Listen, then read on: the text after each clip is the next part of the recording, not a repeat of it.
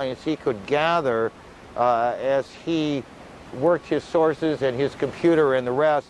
Miles joins us in Atlanta now with more on the detail, some cases shocking detail of what he's been able to learn. Miles? Shocking, horrifying, it all applies when you start looking at these 4 doomed flights, Aaron.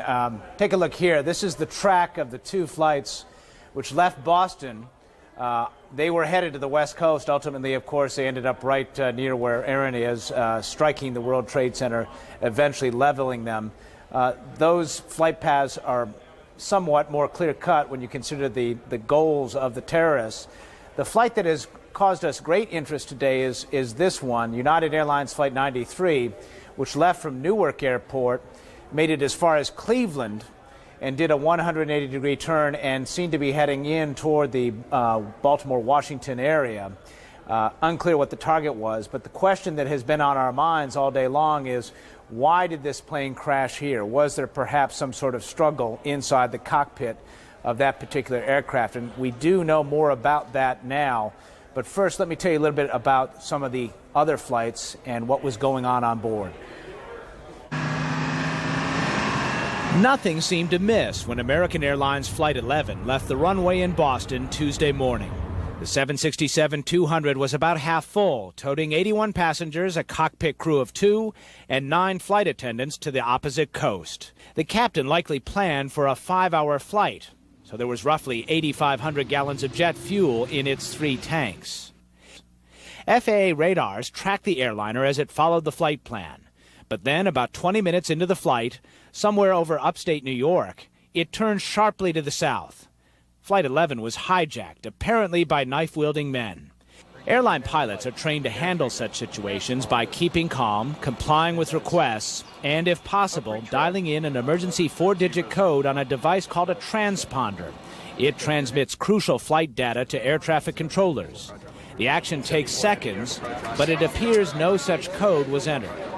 But in the cabin, a frantic flight attendant managed to use a phone to call American Airlines Command Center in Dallas.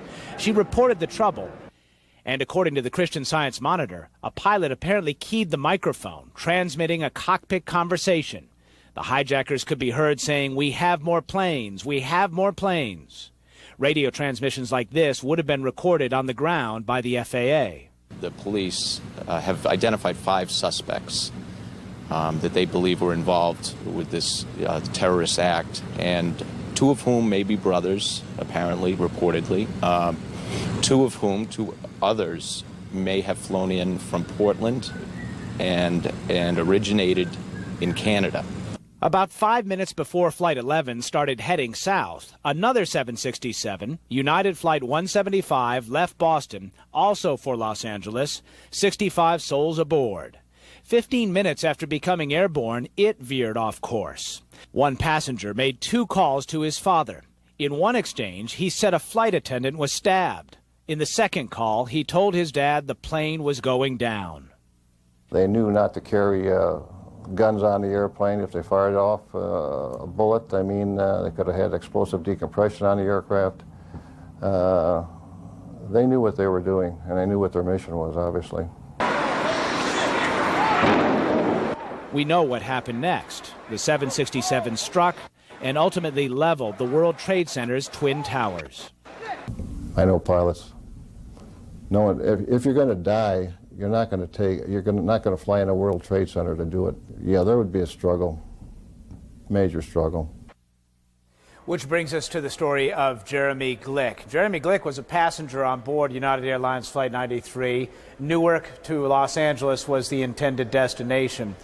According to his family, he made a phone call after the plane became commandeered somewhere around here in the Cleveland area. He asked them to confirm reports that other passengers had heard from talking to their family members that, in fact, a plane had already crashed into the World Trade Center here in the New York area. When that was confirmed by his family, he dropped the phone for some time, came back to report to his family that the male passengers on board United Airlines Flight 93 had voted to attack the hijackers. Dropped the phone again, and the rest we can only surmise. But this flight did not make it to what appeared to be its intended target, the Washington, D.C. area. If you're looking for heroes, the passengers on board that plane, obviously now perished, would be them. Aaron? Miles, there's going to be no shortage of heroes here as we keep our eye on